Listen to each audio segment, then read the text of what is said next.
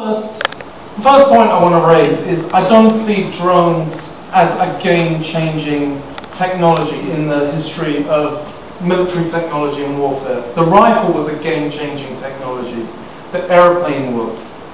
Game-changing technology transforms the terrain, transforms the battle space. It makes new possibilities, or it generates new avenues. It creates new ways of waging war.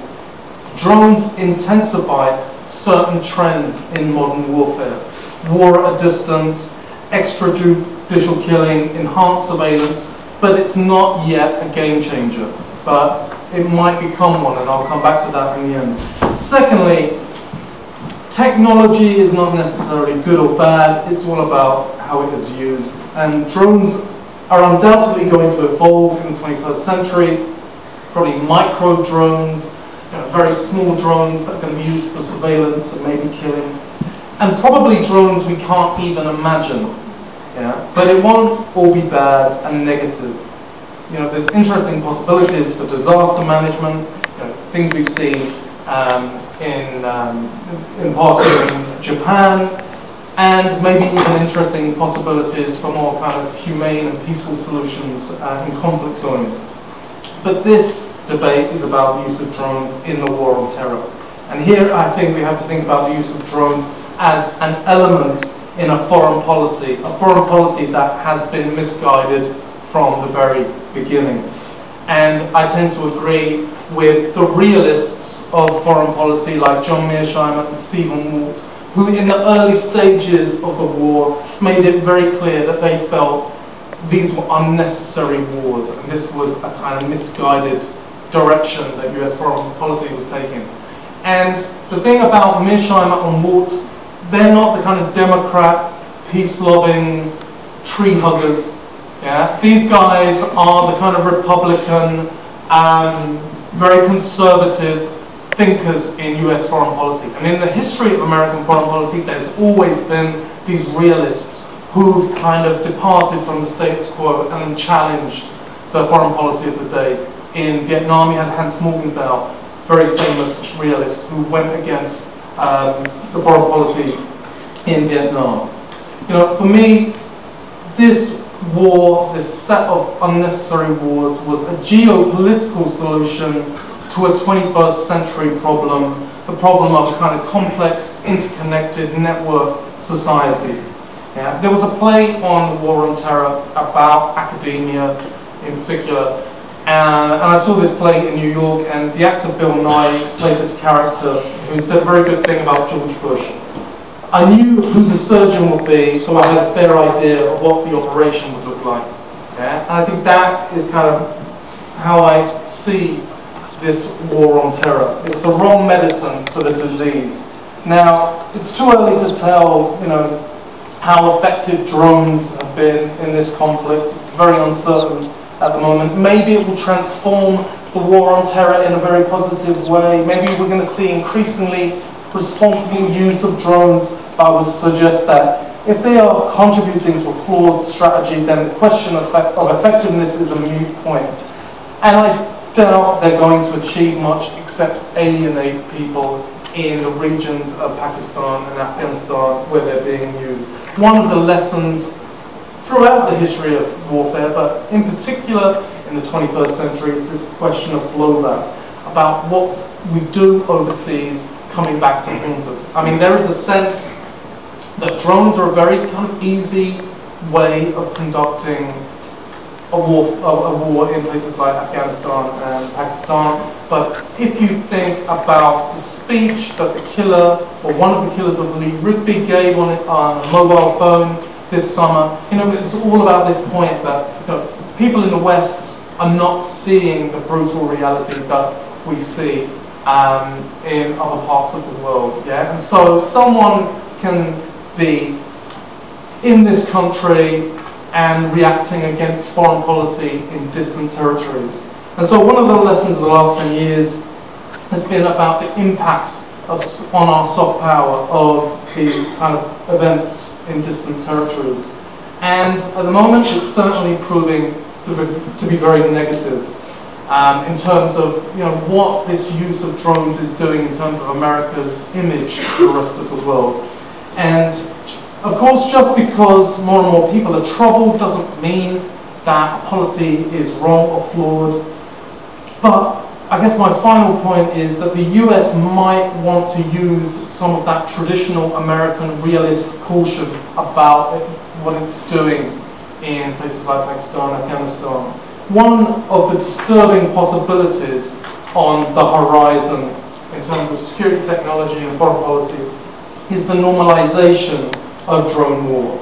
And what I'm trying to get at here is, what does a conflict in Syria or a place like Syria look like when both sides are using drones, or when someone like Assad is using increasingly sophisticated weaponized drones? What does civil war look like in 2025, with a technology that is evolving very rapidly in many ways? And so my final point is that in a time of rapid technological innovation, it might be the time for the US to lead by example. And that's my final point. Okay. Yeah. Okay.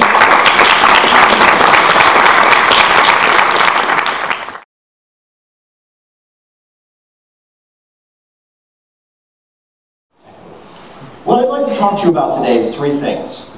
I firstly want to tell you why there's going to be a war on terror, why it's going to be a war that we're fighting. Secondly, I want to explain to you why drones are the best way of fighting that war, if we're going to have to fight it. And thirdly, I want to explain to you why they're the most ethical way, the most moral way of fighting a war that we're going to be in any circumstance. I want to respond to the previous speaker just before we get going, because he told us that the question of drones is all about whether or not they're part of the bad war on terror. And he said, you know who the surgeon is, so you know what the operation is going to be like, and the surgeon is Bush. Now the problem with that is that drones have really started being used under Obama, not under Bush. They're an innovation much later in the war on terror than when it started. So if you're talking about who the surgeon is, there's a different surgeon now, not the surgeon from before. And what that means is there's a different method.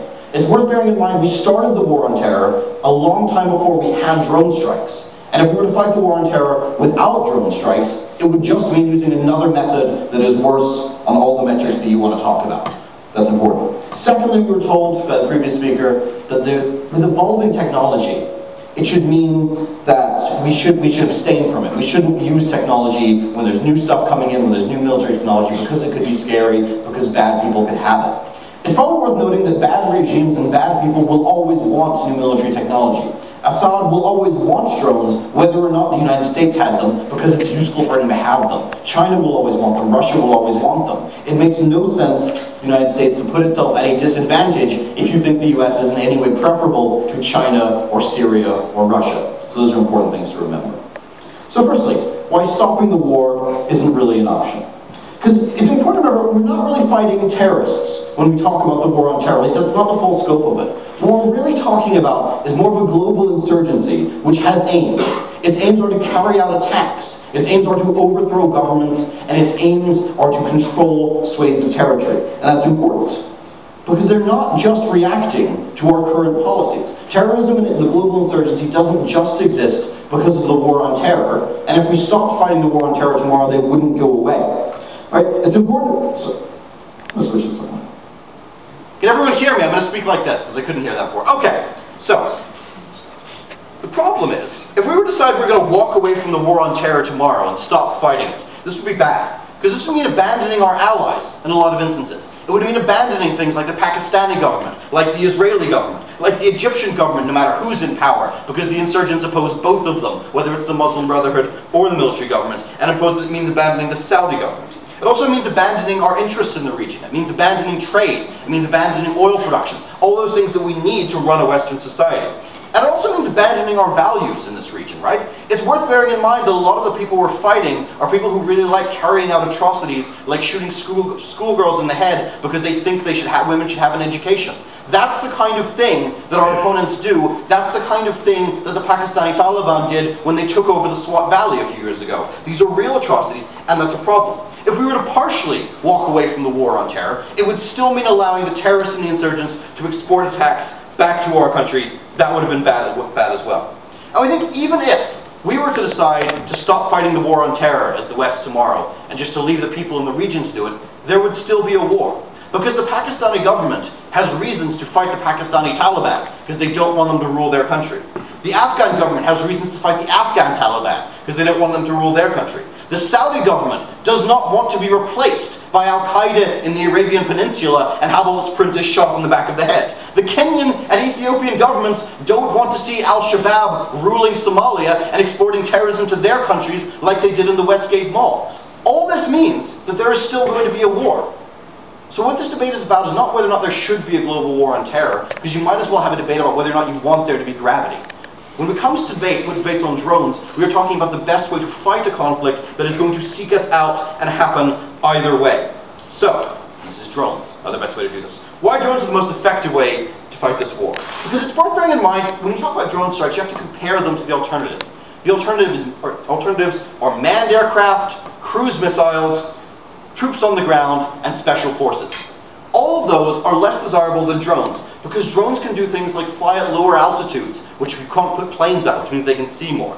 It means they can wait to strike. They can spend about 18 hours in the air. The new ones are going to spend 45 hours in the air, so they can wait until the best moment to hit their targets. They also have the option of not returning to base. The United States frequently crashes drones because they've been flying for too long because it was waiting for a good target, whereas you can't do that with a manned aircraft because your pilot has to get home and he doesn't want to die. That's the reason why drones are more effective. They're also more stealthy, and I'm going to tell you why they create less backlash. We've heard about blowback before, because they have created fewer civilian casualties. That's why we've seen so many members of Al-Qaeda being killed by drone strikes, because they are an effective way to fight that war.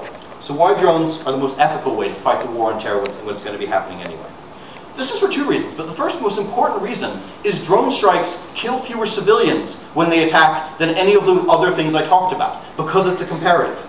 For all the reasons I said before, because they can wait to strike. US drone policy is that they will wait until the fewest civilians are in the area before they carry out an attack on a target. That means you can minimize civilian casualties in a way that you can't do when you already launched the missile or the jet pilot has to be to get back to base, right? Secondly, they have a live intelligence feed. The fact that drones are able to pick up radio signals. They're able to use live video and facial recognition to detect who's on the ground, which you can't do from a jet fighter at 30,000 feet. And you can't do with a cruise missile that's been launched from a few thousand miles away. It's also a lot easier to abort than a cruise missile strike, which when you fired the missile, it has to go down somewhere, right? Drone strikes can be called off at the last minute if you suddenly see civilians, and you can end that. You also have fewer problems with combat stress, with troops on the ground being scared or angry or not knowing who they're dealing with and carrying out atrocities as a consequence. The evidence for this is really well documented, right? It's important to note, if you look at the Bureau of Investigative Journalism, which is based in London, their numbers have said that since 2004 to now, in Pakistan, between 16% and 25% of the people killed by drone strikes have been civilians. Those are the highest numbers that you can find. If you compare that to when the Pakistani army goes into Fatah, about half the people it kills are civilians. If you compare that to conventional special forces strikes in Yemen, about a third of the people they kill are civilians. For all these reasons, drone strikes are a lot better way of fighting this war if you're going to have to be fighting it. And for all these reasons, we think you shouldn't condemn these drone strikes because they're the best way to be pursuing this war. We oppose.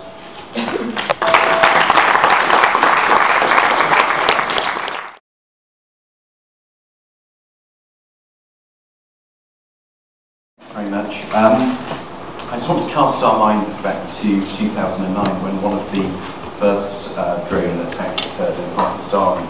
I just want to read a quote from, well, two quotes. The first quote is the sort of official feedback from the US government, US officials at the time, that the drone attack was against a suspected terrorist hideout. But then later we heard that actually the target of this drone attack was the home of Malik Gulistan Khan, and he was a tribal elder and member of a pro-government peace committee in Pakistan. Certainly not what usually the US administration would consider an enemy. And a quote from his son was, "I lost my father, 3 brothers, and my cousin in the attack. Our family supported the government and had no links to militants at all." And I think it's important to tell the stories of people affected by these drone attacks, because one of the aims of the war on terror, one of the aims that we were told about the war on terror, was that it was about winning hearts and minds. And when you read the stories of people affected by these drone attacks, you realise that on that level, we are certainly failing in terms of our foreign policy. And I say our because I think the reason why it's important for us to debate US drones is because actually there's obviously an alliance between the British government and the administration in the United States on the use of drones. So, for example, British drones are right now being used in Afghanistan. They're controlled from RAF Waddington. And so we shouldn't be critical of drones because it's something the Americans are doing, and I hope we... sorry, that counter's not working actually. Oh, sorry. Sorry. So it's not something we, in being critical about the use of drones, it isn't being against the need for security for the United States or being against American people. It's critiquing a collective foreign policy that's shared by Britain, United States and other NATO countries. And I think one of the things that interests me about the sort of drones debate is really how we're not really told the truth about drones. So recently, just a few months ago, one of Obama's military advisors said that there had been no civilian casualties caused by drone attacks. And this idea of drones being a precision weapon, an emphasis on the technology, precision weapon that can target specific terrorists and things like that, is said time and time again. It's quite interesting to learn what the definition of a sort of suspected terrorist is when they're sort of calculating whether or not to attack a particular space. And it's basically any male adult of combatant age, any sort of person who would be able to serve in the army is considered a suspected terrorist, basically. So perhaps that's the reason that one of Obama's security advisors was led to say there were no civilian casualties. The Bureau of Investigative Journalism has shown that of 3,584 attacks, drone attacks in Pakistan, 928 were civilians. This is rarely reported. That number is likely to be larger now. That number is a few months old.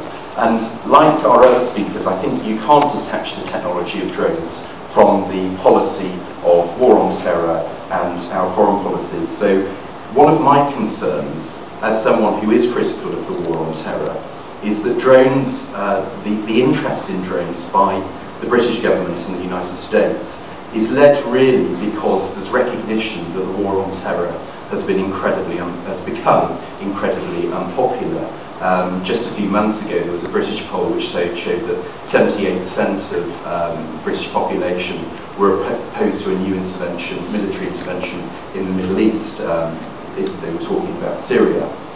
So I see drones as a way of sneaking new forms of military interventions in to sort of, without sort of the broad public opinion against that being a challenge to it. And it was quite interesting in January this year when there was talk of military intervention in Mali, and there was military intervention in Mali.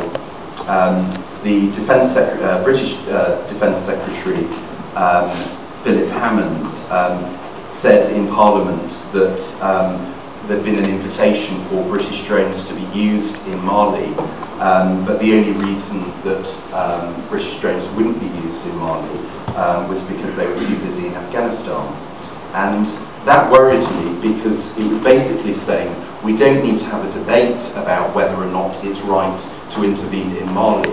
Actually, our default position is we would intervene in Mali, but sort of technological or a lack of capability prevented us. So I think it presents a challenge because of basically a democratic deficit. I believe that if we're going to intervene, that should be up for discussion. It should be up to the British public as to whether or not that is appropriate action, or certainly a debate amongst our representatives in Parliament, which it certainly didn't seem to be at the time. and I just want to, sort of just give an overview, really, just briefly. We've intervened in Afghanistan, we've intervened militarily in Iraq, we've intervened militarily in Libya, and in my view, and it seems to be the view of the vast majority of people in Britain, have these wars led to a safer Middle East, a safer world, a world in which Britain and America is safer? I don't believe it has, and nor do most British people. And so I think we have to challenge both the foreign policy and the use of drones.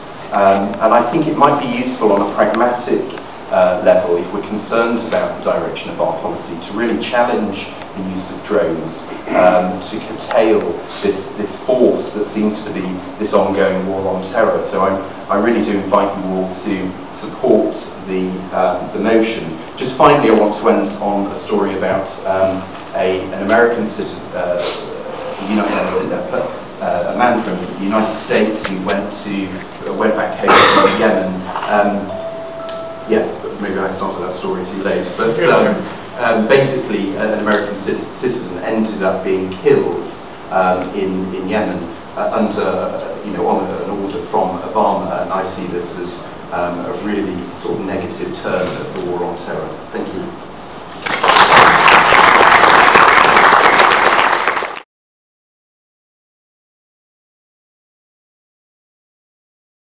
Okay. I think it's kind of awkward because we're two Americans, trying to get people to, hey, let's use some drones, it's awesome. And meanwhile, just like 9 years ago or something, there was Bush going like, we're going to win the war, it's going to be quick, don't worry. I'm not going to do that tonight. I was a Marine. I'm one of the few people in this room who's actually been in these conflict zones. I'm one of the few people in this room who's actually stared in the face of terrorists.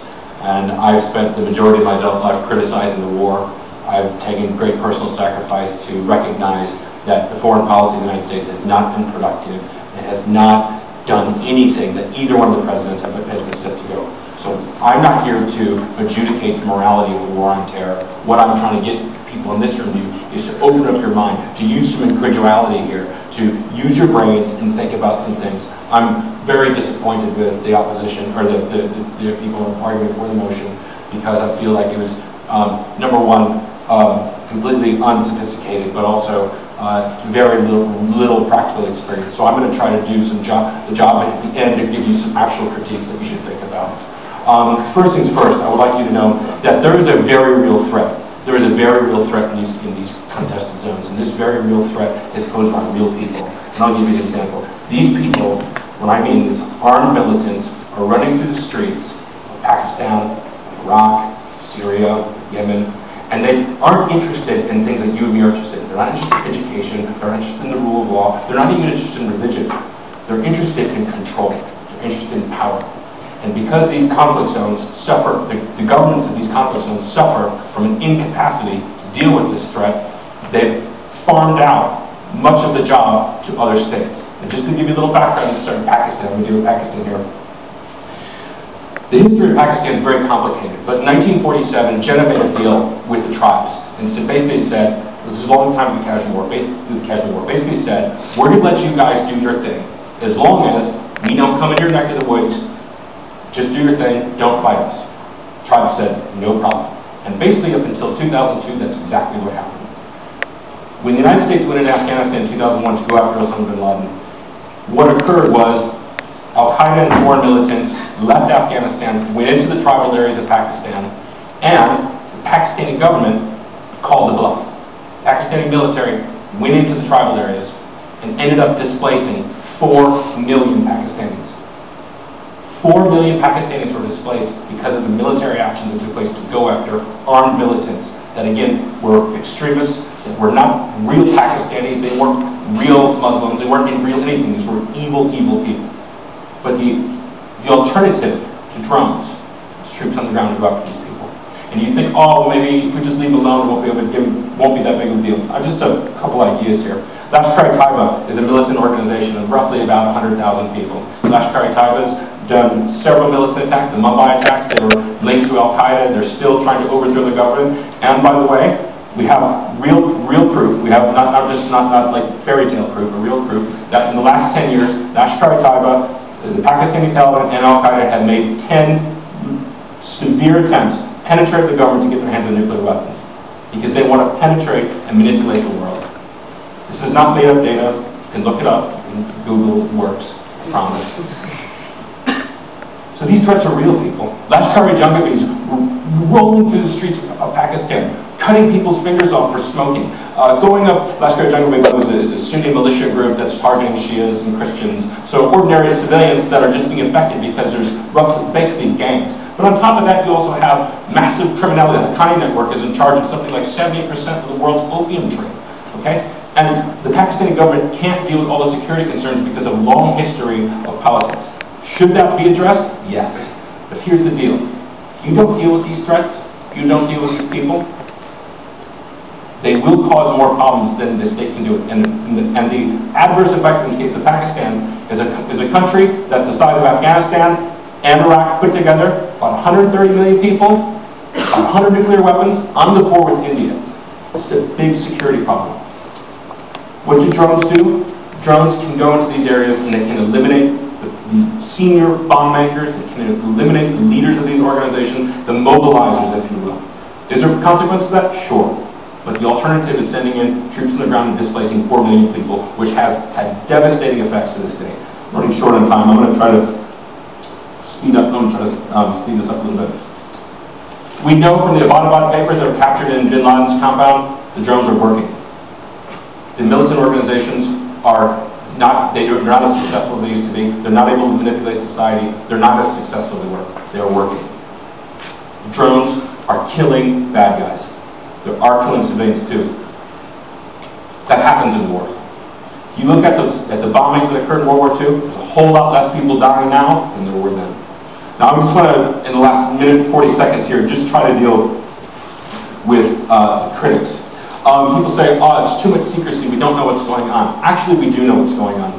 Every single drone attack that has ever occurred inside of Pakistan, the ISI has been given a tape of the copy. Much to the United States' dismay, but we have done that on purpose.